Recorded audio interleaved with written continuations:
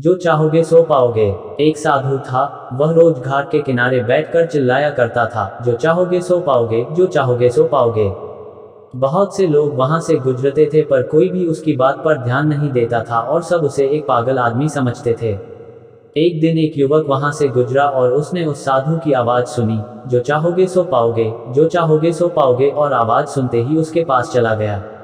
उसने साधु से पूछा, महाराज आप बोल रहे थे कि जो चाहोगे सो पाओगे, तो क्या आप मुझको वो दे सकते हो जो चाहता हूँ। साधु उसकी बात को सुनकर बोला, हाँ बेटा, तुम जो कुछ भी चाहता है मैं उसे जरूर दूंगा, बस तुम्हें मेरी बात माननी होगी।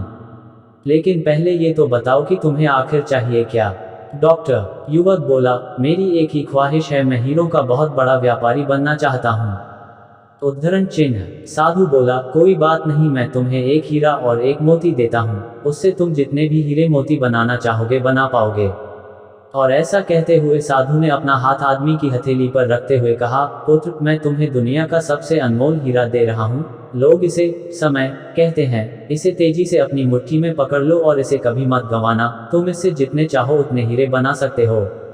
युवक अभी कुछ सोच ही रहा था कि साधु उसका दूसरी हथेली पकड़ते हुए बोला, पुत्र, इसे पकड़ो, यह दुनिया का सबसे कीमती मोती है। लोग इसे धैर्य कहते हैं। जब कभी समय देने के बावजूद परिणाम ना मिले तो इस कीमती मोती को धारण कर लेना।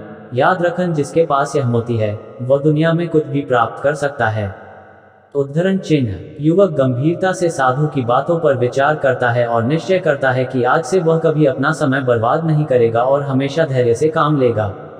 और ऐसा सोचकर वह हीरों के एक बहुत बड़े व्यापारी के यहाँ काम शुरू करता है और अपने मेहनत और ईमानदारी के बल पर एक दिन खुद भी हीरों का बहुत बड़ा व्यापारी बनता है।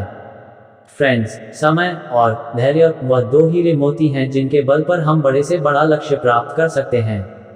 अतः जरूरी है कि हम अपने कीमती समय को बर्बाद ना करें और अपनी मंजिल तक पहुंचने के लिए धैर्य से काम लें।